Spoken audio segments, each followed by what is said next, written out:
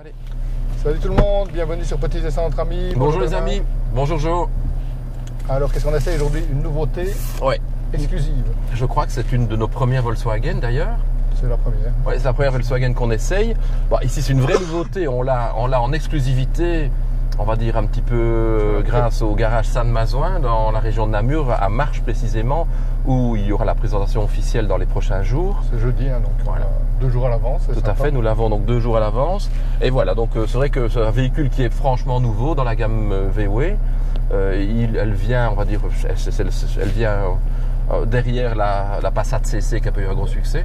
Elle reprend c'est le porte-drapeau de VW, donc elle reprend ce sera le futur haut de gamme. Oui. Puisqu'ils ont arrêté la Phaeton, là. La Phaeton et la CC, donc elle vient un petit peu remplacer les deux parce que je pense que la Phaeton n'aura pas de descendant. Donc non, je n'ai pas l'impression. Elle vient un peu se positionner vraiment tout au haut de la gamme. Et donc voilà, donc si vous aimez la vidéo, n'oubliez pas, c'est sympa le petit pouce.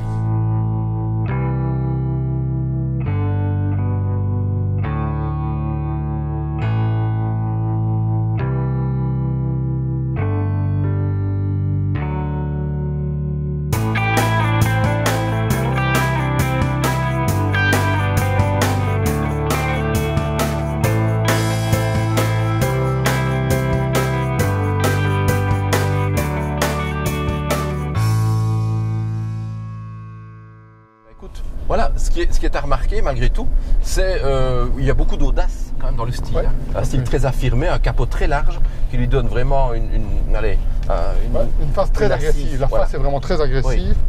Oui. Il faut remarquer que le museau avant, il n'y a pas réellement une calandre. Oui, on va dire qu'il y a une calandre dessinée. Si tu as un coude, tu ne sais pas la remplacer. Donc la calandre maintenant ici est complètement intégrée dans la face avant. Oui, elle s'oublie même. Oui. Et ça c'est quand même original. Assez original, un peu nouveau. Donc comme quoi les designers arrivent toujours à proposer des choses un petit peu audacieuses. C'est vrai qu'ils ont présenté en 2015 à Genève le concept car, qui a remporté un franc succès, et ils ont osé.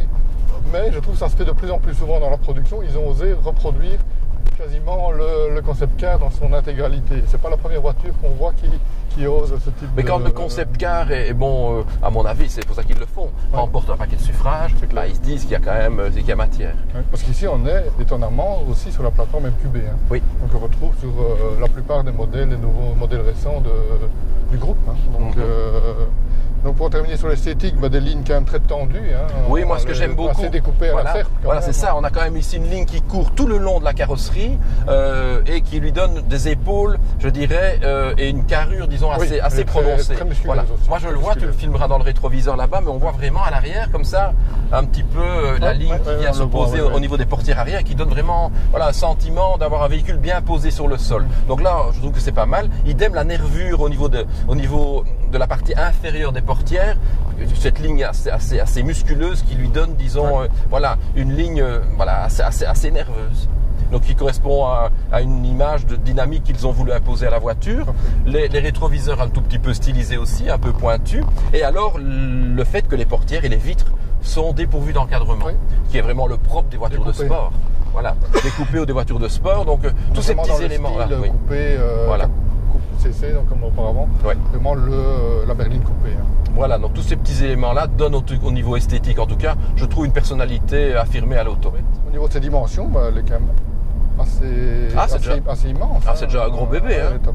On est à 4,86 m de longueur sur 1,87 m de largeur pour 1,45 m de hauteur. Donc ce qui fait avec un empattement de 2,83 m qui est quand même vraiment important. Ce qui permet d'avoir un confort d'espace, l'espace à l'arrière est royal. Maintenant, comme je le dis toujours, donc je fais 1,80 m. Maintenant c'est sûr qu'au-dessus du 1,90 m, on peut être un tout petit peu gêné au niveau de la tête. Parce que la ligne retombe. Voilà. Mais par contre au niveau de l'emplacement pour les jambes, très confortable. Donc de ce point de vue-là, l'allongement a profité tant au coffre qui est immense, ainsi qu'au niveau de l'habitabilité. Le coffre on est à 563 litres. Avec barrière, étendu à 1557 quand on rabat les sièges. Donc là c'est quand même assez.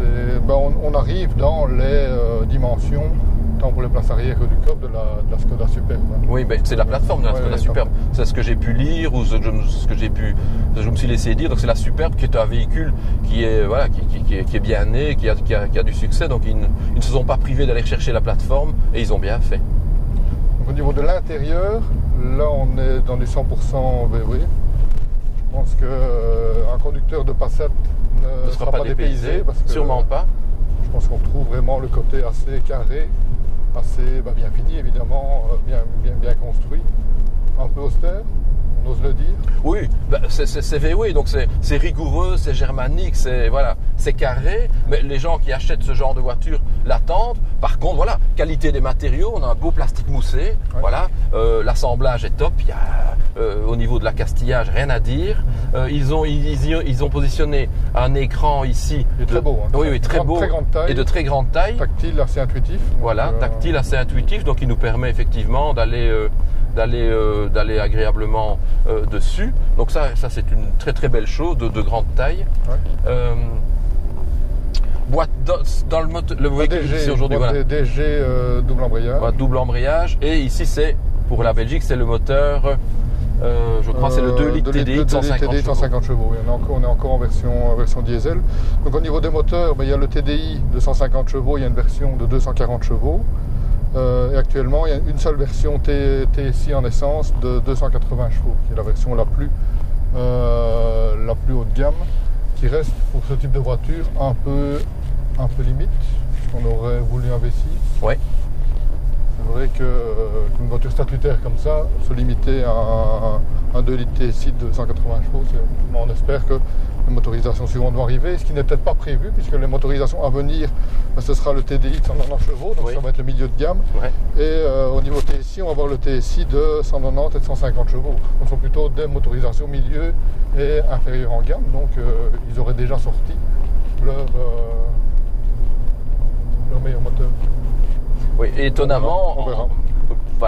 On a aujourd'hui, encore malgré tout, on est dans une motorisation diesel, oui. Alors qu'on sait que à la limite, ce sont des moteurs qui sont amenés à disparaître parce que plus polluants. Oui, d'autant que les TSI sont vraiment performants et ils ont du couple et ils sont de moins en moins énergivores. Voilà, c'est ça, effectivement. Dans le cas présent, je ne sais pas quel est le niveau de finition de cette voiture, mais je pense qu'on est dans du très haut de gamme. Bon, on a des sièges qui sont ici en des espèces de tissu Alcantara, oui. Avec un bon maintien latéral. Réglage mi-électrique, mi-manuel, donc ça c'est un peu particulier parce que... Oui, ça c'est un peu dommage. Voilà, c'est un peu dommage, c'est une économie malvenue, je trouve, où tu les mets en électrique ou tu les mets en manuel, mais ici tu dois régler la hauteur et l'avancée en manuel, mais tu sais régler l'inclinaison en électrique. Enfin, voilà, c'est un peu étonnant ça, mais bon, c'est pas très très grave. On ne les a pas ici, mais en option pour avoir la 4Motion. Oui. Option, donc qui est la version 4 roues motrices. Et la suspension adaptative. Une suspension adaptative possible, mais qu'on n'a pas non plus dans les options de ce véhicule. Donc on ne peut pas vous dire ce que ici, a priori, on est quand même sur du confort. En première remarque, la DG, des mini palettes au volant. On a testé des voitures avec des grandes palettes, là elles sont vraiment toutes. Ah oui, je n'avais même pas remarqué qu'il y en avait. Oui, là il faut le savoir. Donc, il faudrait bien les mettre fluo parce que là on ne les trouve pas facilement. Donc le véhicule est équipé de trois éléments de sécurité actifs qui ont été proposés par VW. Certains sont un petit peu même précurseurs. Oui, c'est assez novateur. Voilà. Donc il y a d'abord le système ACC prédictif, donc qui repose sur 3 éléments. Le radar qui est situé à l'avant, oui. Qui repose sur une caméra qui est située ici, et puis sur les informations GPS. Oui.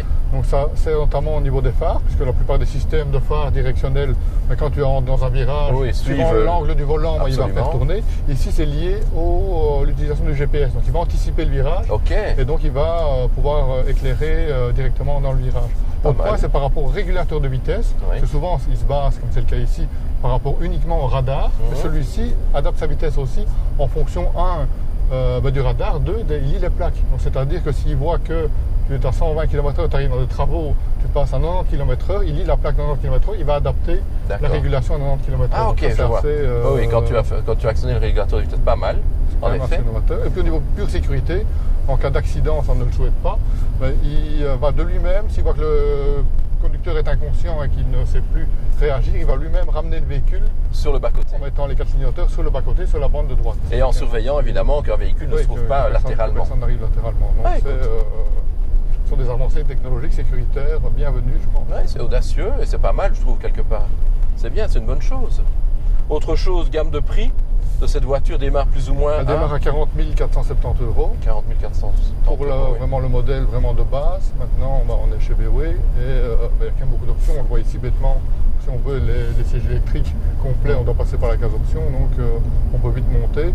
Maintenant, ça se situe vraiment entre les constructeurs généralistes type Peugeot, type Opel et les constructeurs premium allemands. C'est quand même le positionnement tarifaire qu'on connaît à VW depuis longtemps et qui reste.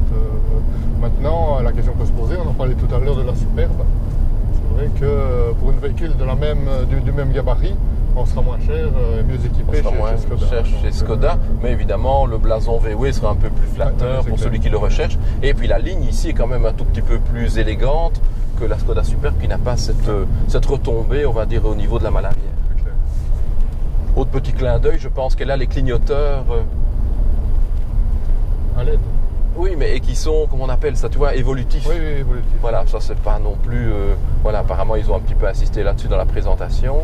Et alors, pour ceux qui veulent, même pour cette voiture, avoir un look un peu plus dynamique, ben, ils ont le package Airline, avec avec des petits appendices aérodynamiques, avec de belles jantes, donc qui permet, pour celui qui le désire, d'avoir un véhicule un peu plus typé sport, avec de belles jantes un peu de type hélice, qui vont jusqu'à des 20 pouces. Voilà, au niveau comportement, ce qu'on peut en dire, c'est que le comportement est sain, est très confortable, mais elle privilégie plutôt le confort au dynamisme. Oui. Ici, évidemment, avec le moteur qui n'est pas foudre de guerre, c'est un véhicule qui est fait pour enrouler, pour emmener sa petite famille, dans un silence de fonctionnement et dans un agrément de conduite qui est réel. C'est vraiment la grande routière, on trouve un peu la philosophie qu'on avait retrouvée, sans comparer à Opel Insignia. Oui, mais avec un châssis, je trouve franchement mieux né ici. Oui, tu as un petit souci avec le train arrière qui est un petit peu souple, qui pompait légèrement. Ici, je trouve que malgré l'empattement assez long, qui lui donne justement, moi je trouve que cette ligne, on en a déjà parlé, cette ligne malgré tout un peu plus dynamique, puisqu'on a vraiment repoussé les roues aux quatre coins. Moi je trouve qu'elle a une chouette gueule. Et ce toit ouvrant ici qui éclaire l'habitacle, je trouve est de bonne aloi pour agrémenter le poste de conduite. Alors Bernard, c'est nouvelle Arteon? Écoute, non, je trouve que la proposition est audacieuse. Il y a une nette évolution par rapport à la CC, il faut le dire. Véhicule particulièrement bien fini, très habitable, avec un design, je trouve, je dirais quelque part un peu nerveux, mais qui est très statutaire. Et mécaniquement parlant, les moteurs, ça on les connaît, c'est dans la gamme de chez VW. Là, il n'y a pas de grande surprise, mais le châssis, lui, il est ferme, il est directif, donc je trouve que en plus d'une ligne qui est réussie, qui est dans l'air du temps, qui change, comme on l'avait dit sur des essais précédents, des SUV, eh bien, je trouve que cette voiture est une belle proposition dans le confort, dans la qualité de fabrication et dans l'esthétique un tout petit peu audacieuse. Moi, je pense que c'est un pari réussi de VW, qui propose ici un vrai haut de gamme, parce que c'est vrai qu'ils cherchaient un petit peu le haut de gamme, ils sont d'abord tentés avec la Phaeton, qui a été une grosse réussite, puis ils sont revenus avec la Passat CC qui est devenue CC tout court, qui n'a pas eu non plus un grand succès commercial, et donc je pense qu'ici elle a toutes les armes pour remporter un succès commercial, en tout cas, et on verra un petit peu, l'avenir nous le dira, mais elle se positionne vraiment bien, je veux dire, niveau VW, comme tu dis, une très bonne finition, aux portes du premium. Voilà. Forcément, famille oblige, elles ne doivent pas. Oui, elles ne vont pas les manger sur les plates-bandes d'Audi, non, c'est certain. Alors, voir si cette audace stylistique va éventuellement rallier les suffrages d'une clientèle qui voudra peut-être oser de sortir un peu de l'ordinaire. En tout cas, ils se sont donné les moyens de s'offrir un haut de gamme. Oui, en tout cas, je crois qu'ils ont été audacieux sur ce coup-ci et ça a le mérite d'être dit. Mais voilà, vous avez aimé notre vidéo comme d'habitude. Oui, le petit pouce bleu, c'est important. Les commentaires et les commentaires dans un sens ou dans l'autre. Dites-nous si VW, si ce nouveau haut de gamme VW vous séduit. Et on se retrouve très bientôt pour l'essai de l'Ibiza. On sait déjà le prochain essai qu'on va faire. Oui, le prochain essai, c'est la nouvelle Seat Ibiza, une nouvelle proposition, toujours dans le groupe VW. Et là, on se réjouit de vous la faire découvrir la semaine prochaine. Salut à tous. Ciao, à bientôt. C'était pas un SUV, mais non, mais écoute, elle se débrouille bien hors piste. Voilà, je vais enclencher la tondeuse. un petit coup de tondeuse. Si un jour on a une amphibie, on peut essayer quelque chose. C'est un bel étang. Ouais. Sympa comme endroit. Ouais.